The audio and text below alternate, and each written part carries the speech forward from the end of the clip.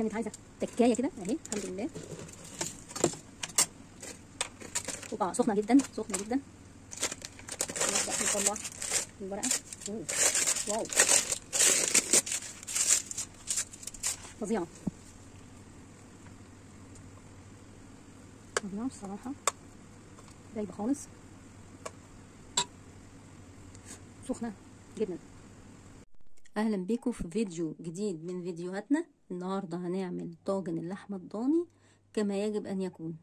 معانا هنا طماطم وبصل وفلفل، هبهرهم الاول. معايا ملح، فلفل اسود، بابريكا، وبهارات لحمه. هنجيب كده حاجه نحط فيها الخضار ونبتدي نبهره. نقلب كده كويس.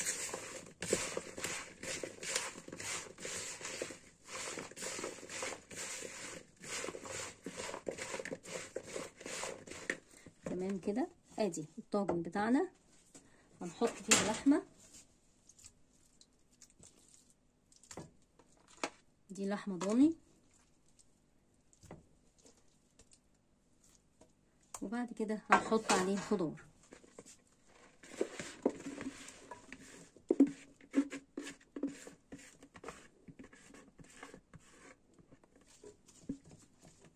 يا سلام بقى لو سيبناه في التلاجة كده ايه لمدة ساعتين 3. نقلب تقليبة كده كده. قلبت وخليت اللحمة من فوق، ظبطت التتبيلة، الملح والفلفل، معايا ورقة زبدة، هبلها شوية مية.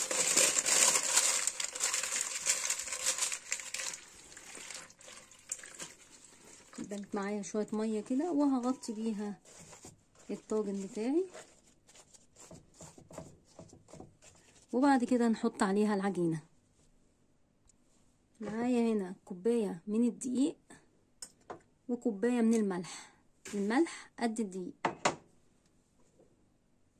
وهنبدأ نعجنها. نحط مية واحدة واحدة حسب ما ايه العجينة بتاعتي تشرب المية.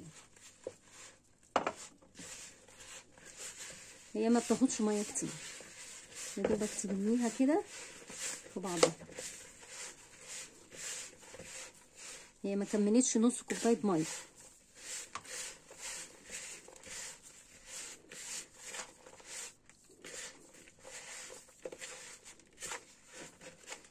هلم العجينة مع بعضها كده وهفردها واحطها على وش الطاجن، واحط الطاجن في الفرن من 2.5 ل3 ساعات.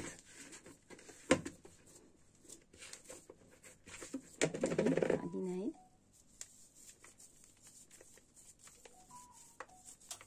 هفردها واحطها على وش الطاجن. هفردها بالمردنة، اوسعها شوية عشان تيجي على قد الطاجن بالظبط.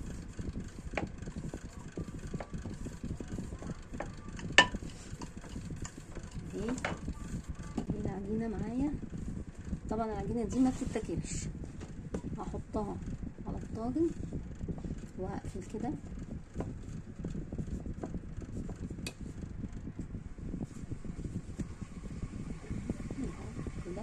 هقفل كده واكمر على الايه على الطاجن كده. تكمر لي العجينه اكتر، اللي اسفل الطاجن اكتر، ويستوي معايا ويبقى زبده. هنحطها في الفرن زي ما قلنا لمده من 2.5 ل3 ساعات. اللحمه اهي. طبعا احنا قلنا العجينه دي ما بتتاكلش. هنكسرها يا نشيلها.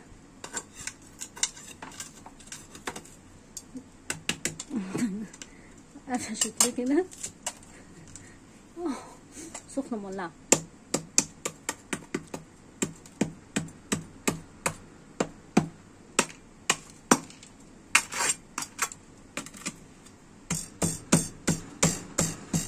يا جدعان. ايوه ابتدت اهي تتفتح معايا. طيب انا هفتحها لكم وارجع لكم تاني. هي كانت عايزه تكايه كده اهي. الحمد لله.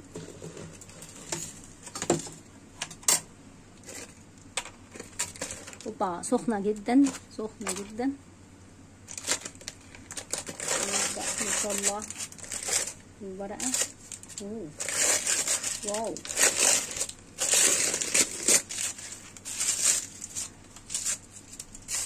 فظيعه.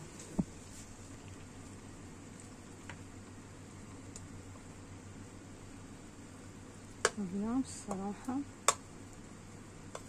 دايبه خالص.